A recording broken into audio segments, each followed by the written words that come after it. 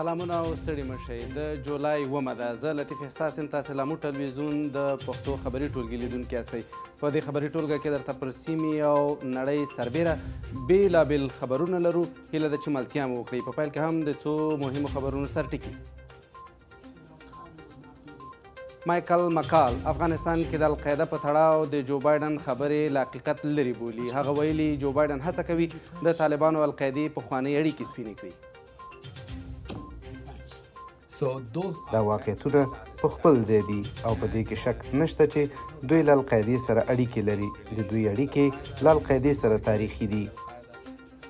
د امریکا کانګرس ته د پخوانیو چارواکو لیگ، پخوانیو افغان چارواکو او د ولسي جرګې یو شمېر غړو د امریکا له کانګرس غوښتي چې پر طالبانو د بندیزونو په تړاو د هغې لایحې ملاتړ وکړي چې د سناتور جیم لخوا وړاندیز شوي.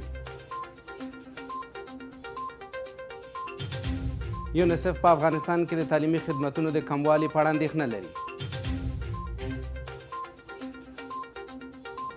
او د ټریډز په نوم د نوې ټولنیزې شبکې پیل ټویټر میټا ته خبرداری ورکړی.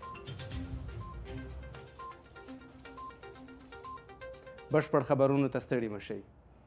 د امریکا د استازو جرګې د بهرنیو اړیکو کمیټې مشر په افغانستان کې د القاعده په اړه د جو بایډن څرګندونې له حقیقت لرې ګڼي او وایي د امریکا ولسمشر هڅه کوي د طالبانو او القاعدې ترمنځ پخوانۍ اړیکې سپینې کړي.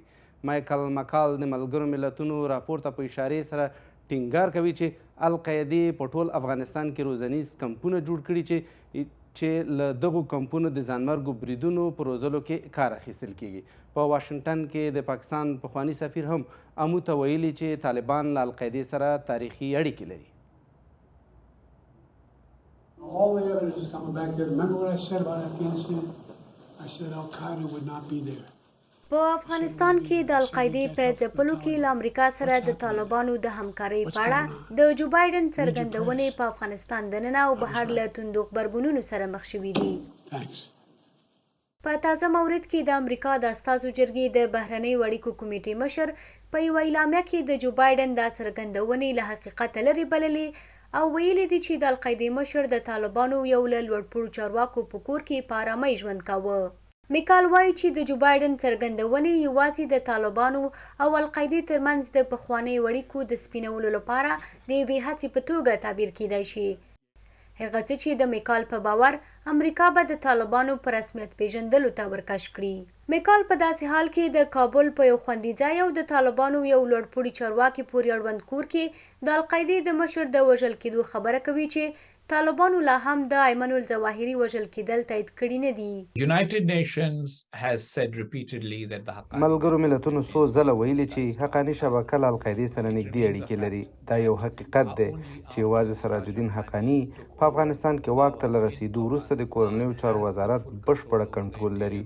د استخباراتو په برخه کې زیات کنټرول لري چې ایمن الظواهري پیدا شو او په کابل کې کور واخیست. دا واقعیتونه په خپل ځای دي او په دې کې شک نشته چې دوی له القاعدې سره اړیکې لري. د دوی اړیکې له القاعدې سره تاریخي دي. There is no doubt that they maintain relations with Al-Qaeda, they have historic relations with Al-Qaeda. د جو بایډن د څرګندونو پر وړاندې د خبرګونونو د څپو په درشل کې طالبانو د القاعدې پر وړاندې د مبارزې په برخه کې د امریکا د ولسمشر د دریځ هرکلی کړی. بایدن بیشتر به لحاظ سیاست داخلی امریکا تپ و تلاش دارد تا وضعیت را در افغانستان نورمال نشان بده. د امریکا د استازو جرګې د بهرنیو اړیکو کمیټې مشر د ملګرو ملتونو راپور ته په اشارې وایي چې القاعده د طالبانو تر واکمنۍ لاندې افغانستان د یوه خوندي ځای په توګه کاروي. که څه هم میکال د جو بایډن وروستۍ څرګندونې د طالبانو د رسمیت پیژندلو لپاره هڅه ګڼي، خو ټینګار کوي چې هر ډول هڅې به وکړي څو د امریکا لخوا د طالبانو د رسمیت پیژندلو مخه ونیسي. له بلې خوا د ولسمشر پخواني مرستیال امرالله صالح په یوه ټویټ کې ادعا کړې چې CIA یا د امریکا د مرکزي استخباراتو ادارې 12 چورلکې چې روسیې ساخت دی او د ترمیم لپاره متحده عربي اماراتو ته انتقال شوې وې طالبانو ته سپارلي. ښاغلی صالح وایي دغه چورلکې د دوحې د هوکړې د ضمیمې پر بنسټ طالبانو ته سپارل شوي دي. یو شمېر پخوانیو افغان چارواکو د امریکا کانګرس ته په یو لیک کې پر طالبانو د بندیزونو د لګولو ملاتړ غوښتونکي شوي دي. دغه لیک چې د 22 پخوانیو امنیتي او سیاسي چارواکو د ولسي جرګې غړو او مدني فعالانو لاسلیک کړی د طالبانو په همکارۍ د القاعده د ځپلو په تړاو د جو بایډن وروستۍ څرګندونې بې بنسټه بللي. لیک کې په افغانستان کې د پخواني نظام له سقوط څخه په رامنځته شویو 3 مهمو مسایلو هم خبرې شوي دي.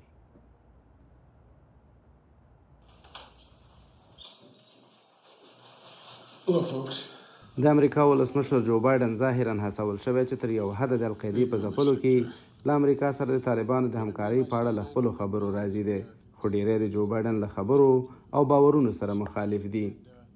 لکه څنګه چې 22 پخوانیو سیاسي او امنیتي چارواکو د ولسي جرګې پخوانیو غړو او مدني فعالانو د امریکا کانګرس ته په یو لیک کې لیکلي چې د امریکا د ولسمشر وروستۍ څرګندونې بې اساسه او غیر مسؤلانه دي. په دې لیک کې د کابل په زړه کې د منال ظواهري وژل کېدل له طالبانو سره د القاعدې د دوامداره ملاتړ او ژورو اړیکو په توګه بلل شوي او پکې راغلي چې د هدفي بندیزونو په چوکاټ کې له طالبانو سره د مبارزې لپاره سختو اقداماتو ته اړتیا ده. گروه های تروریستی فعالیتش بیشتر است. وضعیت حقوق بشری هم متاسفانه در نهایت بدترین وضعیتش قرار داره و همچنان دارایی یک کشور به اغما برده میشه. بدون شک وضع نمودن تحریم های مالی بر طالبان و منابع مالی طالبان و گروه هایی که و یا شرکت هایی که از این منابع استفاده میکنه یگانه حربه میباشه. همچنان این تحریم ها میتونه در عرصه سیاسی هم باشه. د امریکا کانګرس ته د دې لیک لاسلیک کوونکو د طالبانو په لاس د افغانستان له سقوط 3 عمده بحرانونه په ګوته کړي.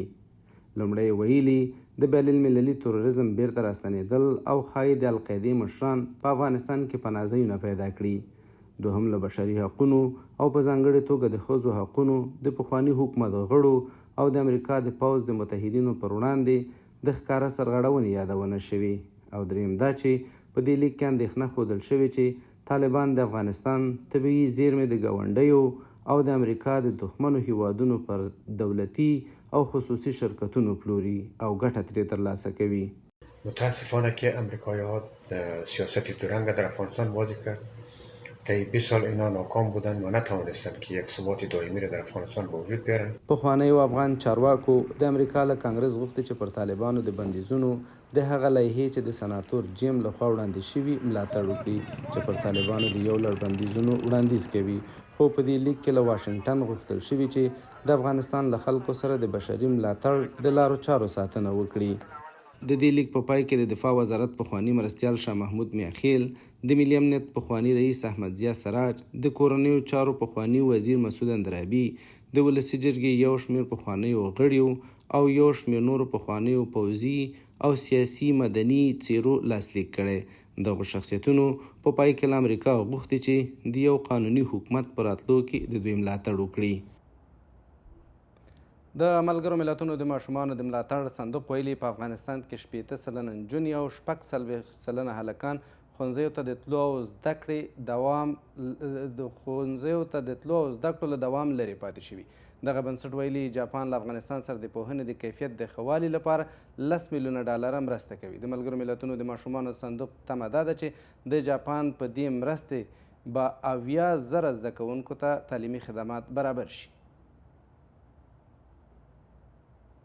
جایاکایا د جاپان د نړیوال همکارۍ پروګرام افغانستان کې د پوهنې د ملاتړ لپاره $10 میلیونه مرسته کوي او تمه ده چې د جاپان له دې مرستې سره به په افغانستان کې له 70,000 زیاتو ماشومانو ته د زده کړو زمینه برابره شي. یونیسف خبر ورکړی چې دغه پیسې به د ښوونځیو په جوړولو، د 15,000 زده کوونکو لپاره د زده کړې چاپیریال په ښه کولو، د ښوونکو ظرفیت لوړونې او د ښوونیزو ټولګیو د بیا رغونې په برخه کې ولګول شي. د ملګرو ملتونو له ماشومانو د ملاتړ صندوق وایي په سلو کې 80% نجونې او 40% هلکان چې ښوونځیو ته د تګ وړ دي له زده کړو پاتې دي او حتی په ښوونځیو کې ډیری شامل زده کوونکي په سمه توګه ښوونه نه ګوري. له بلې خوا هم د جاپان سفیر د طالبانو د بهرنیو چارو سرپرست سره په لیدنه کې د ښې حکومتولۍ او په ځانګړي ډول د ښځو د زده کړو او کار پر اهمیت ټینګار کړی. بنیامین په 4م ټولګي کې ښوونځی پریښی او د هرات په سړکونو کې موټرونه مینځي. هغه د خپلې 15 کسیزې کورنۍ د نفقې مسؤلیت په غاړه لري. 11 ساله یم، موتر پاک میکنم، صنف 4 بودم، مکتب یالا کردم، بیارم مرز ایران کشته شد، 5 نفر فامیله، خرج خونه را خود میدم. یو شمېر هیوادوالو په ځانګړې توګه د بامیانو اوسیدونکي چې په لرو پرتو کلیو ولسوالیو کې ماشومان زده کړو ته لاسرسی نه لري او ښوونیز خدمات ورته نه دي برابر شوي. داسې وایي کودکای ما نمیتونن برای درس خود ادامه بدن دیگه. اونایی که میتونن برن مکتب استاد درست ندارن که اونا رو درس بدن. از 6 ساعت درسی 2 ساعت برشان درس میدن. اقتصاد مردم بامیان اونقدر خوب نیستن که برن مکتب های شخصی و در 6 ساعت درسی اونها 2 ساعت دسترسی به استادان دارن. تر دې وړاندې طالبانو نړیوالو موسسو ته ویلي چې نور نشي کولی ښوونیزې پروژې پلي کړي او له همدې امله د ملګرو ملتونو د ماشومانو د ملاتړ صندوق طالبانو ته د خپلو سیمه ییزو ټولګیو د سپارلو په اړه له دوی سره خبرو اترو ته ننوتل. تمه کېږي چې په ټول افغانستان کې د 15,000 زده کوونکو لپاره د یونیسف د تعلیمي پروژې چارې طالبانو ته وسپارل شي. ملګرو ملتونو د ماشومانو او وسلوالو جګړو په اړه په خپل کلني راپور کې افغانستان کې د ماشومانو د ناوړه وضعیت په اړه خبرداری ورکړی. دغه سازمان په خپل راپور کې د افغانستان ماشومانو سخت وضعیت ته په اشارې سره راغلي چې په 2022 کال کې جګړې ته د استخدام یا له ماشومانو سره د ناوړه چلند نږدې 1300 پیښې ثبت شوي دي. په دې راپور کې راغلي چې طالبانو او د مقاومت جبهې هم د جګړو پر مهال له ماشومانو ګټه پورته کړې. ملګرو ملتونو د ماشومانو او وسلوالو جګړو په اړه په خپل تازه راپور کې ویلي چې په 2022 کال په افغانستان او یو شمېر نورو هیوادونو لکه سومالیا، فلسطین، اسرائیل، کانګو، اوکراین او سوریه کې ماشومان د جګړې لپاره استخدام شوي دي. په دغه راپور کې راغلي چې په 2022 کال کې په جګړو کې د افغان ماشومانو د استخدام او له هغوی سره د ناوړه چلند 1290 قضیې ثبت شوي دي. د دغه راپور پر بنسټ په افغانستان کې 494 ماشومان د طالبانو او 15 ماشومان د مقاومت جبهې لخوا د جګړې لپاره استخدام شوي. نه طالبان او نه هم د مقاومت جبهه په دې اړه څه ویل غواړي. متاسفانه در طول جنگ‌های دوامدار تقریبا 45 سال همیشه از اطفال باعث افزار در جنگ‌ها استفاده شده. هم از اینکه بر روحیه افراطی آنها را تربیت کنند و درنده به جنگ فرستند و بعدا در انفجارات و در اخیر در عملات انتحاری زیادتر از اطفال استفاده میشد. از اطفالی که عقل سالم نداشتن استفاده شده و هنوز هم استفاده دوام داره. سین څخه کښته د کوچنیانو څخه د جنگ د ډال په قسم باندې کار اخلي او یا په خپلو جبهاتو یا لیکو کې کوچني ماشومان استخداموي. دا شرعاً هم جواز نه لري او قانوناً هم جواز نه لري. له بلې خوا هم د ملګرو ملتونو د سرمنشي ځانګړي استازي د ماشومانو او وسلوالو جګړو په برخه کې د ملګرو ملتونو د سرمنشي کلني راپور ته په اشاره وایي چې یوازې په 2022 کال کې د 1390 ماشومانو پر وړاندې د قتل، معیوبیت، په جګړه کې د ګمارنې، د ښتونې او جنسي تیري په ګډون د ماشومانو له حقونو څخه د سرغړونې 2,800 پیښې ثبت شوي دي. موږ باید هیڅکله هیره نه کړو چې د هر تاوتریخوالي په پایله کې د یوه ماشوم ژوند د هغه انفرادي کیسه ده. تیر کال 900 ماشومان اغیزمن شول او د دوی کیسې لا هم ناویلې پاتې دي. هماغه شان لکه څنګه چې په جنوبي سودان کې د 3 نجونو کیسه چې د 15 وحشتناکو ورځو په جریان کې پرې جنسي تیری شوی و. په افغانستان کې په یوه بمي چاودنه کې د 2 ماشومان وژل کېدل، د یوې 14 کلنې نجلۍ تښتول او سوځول په داسې حال کې چې ژوندۍ وه. په اوکراین کې په هوایي برید کې د یوې نجلۍ معیوبېدل او ډېرې نورې ناویلې پاتې دي. په افغانستان کې د ماشومانو څخه په جنگي صفوف کې استفاده کول اوږد تاریخ لري. په دې کې طالبان، مقاومت او نور جنگي ډلې ټول شامل دي، ځکه په افغانستان کې فقر دی او د دوی د خلکو د فقر څخه سوء استفاده کوي او ماشومان خپل صفوف ته جذبوي. په جګړه کې له ماشومانو د ناوړه استفادې په اړه راپور په داسې حال کې خپور شوی چې تیره میاشت د ماشومانو د حقونو ساتنې سازمان یا کیډز رایټس په یوه نظر پوښتنه کې له سودان او چاد وروسته افغانستان د ماشومانو لپاره یو له بدو هیوادونو څخه بللی و.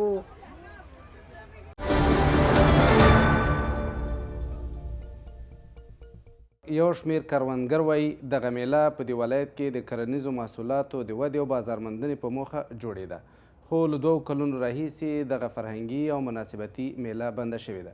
بامیان د افغانستان یو له سړو ولایتونو شمیرل کیږي چې ډیری خلک یې په کرونده او مالدارۍ بوخت دي.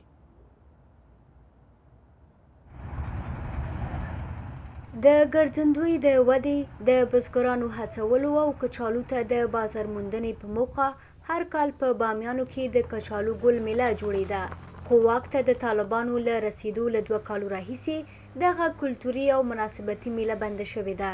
د بامیانو کچالو د افغانستان یو له مشهورو محصولاتو څخه ګڼل کیږي. علادات د بامیانو یو کروندګر وایي د کیمیاوي سرې لوړ لګښت او د سړکونو نشتوالی د دغه ولایت د کروندګرو له عمده ستونزو څخه شمیرل کیږي. مردم ها خوش میشد دیگه که جشن دهقان است، دهقان یک جشن داشته باشه، کسی دهقانکار است از این خوش میشه. ما هم انتظار هستیم که جشن گل کچالو باید برگزار شد. په بامیانو کې د کچالو بیلابیل ډولونه کرل کیږي چې تر ټولو مشهور یې زیړ مغزي کچالو، سپین کچالو او سور کچالو دي.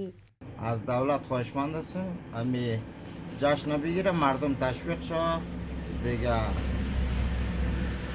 تمام تقصیرات مردم سر گل کچالو خود کچالو. د کرنې او مالدارۍ خونه وایي سږکال د سیلابونو او ملخانو د یرغل له امله کروندګرو ته زیانونه اوښتي دي.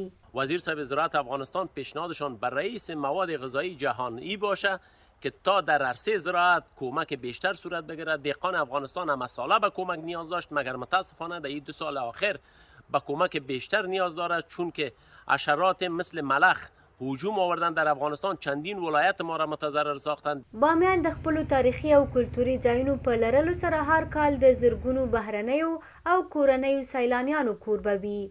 د طالبانو له واکمنۍ وړاندې بامیان یو له هغو ولایتونو څخه و چې تر ټولو ډېرې فرهنګي میلې په دغه ولایت کې ترسره کېدې، چې له جملې د دمبورې میله، د ورېښمو لار میله، د کچالو ګل او نورې فرهنګي میلې په بیلابیلو مناسبتونو کې د سیلانیانو د راجلبولو په موخه ترسره کېدې، خو له 2 کلونو راهیسې تر اوسه د دغو میلو د ترسره کېدو په اړه خبر نشته. اوس هم څو نور لنډ اقتصادي خبرونه. د خوړو نړیوال پروګرام مشر وایي افغانستان د جګړو، وچکالۍ او د کرونا وایروس د پایلو له امله په نړۍ کې له سترو بشري بحرانونو سره مخ دی. حسایو ویلي شمیرې ورکوي چې د لوږې خطر په افغانستان کې 10 میلیونه وګړي ګواښي او د دغه هیواد له 3 برخې څخه زیات وګړي د خوړو خوندیتوب نه لري. نوموړي له یوراکټیو رسنۍ سره په مرکه کې ټینګار کوي چې د افغانستان نیمایي نفوس د بېوزلۍ تر کرښې لاندې دی او د بیکارۍ د کچې لوړوالي، د نغدو پیسو کمښت او د خوراکي توکو د بیو لوړوالي میلیونونه خلک له فقر سره مخ کړي. د خوړو نړیوال پروګرام وایي په 2022 کال کې امریکا، جرمني او اروپایي کمیسیون په ترتیب سره له افغانستان سره تر ټولو ډېرې مرستې کړي دي، چې د اروپایي کمیسیون مرستې 680 میلیونه یورو ته رسیږي. د چین د ګانسو ولایت او افغانستان ترمنځ د اوسپنې پټلۍ لاره پرانیستل شوه. د چین شینګوا خبري اژانس راپور ورکړی چې لومړی جوپه چې 29 کانټینر توکي پکې وو د چین له ګانسو ولایت څخه یې د حیرتان په لور حرکت کړی او تمه ده چې د موټر پرزې د دفتري سامانونو او تخنیکي وسایلو په ګډون د $1.5 میلیون په ارزښت سوداګریز توکي افغانستان ته انتقال کړي. د سوداګریزو توکو دغه جوپه د سینکیانګ له لارې قرغیزستان ته داخلیږي او په پای کې افغانستان ته را رسیږي.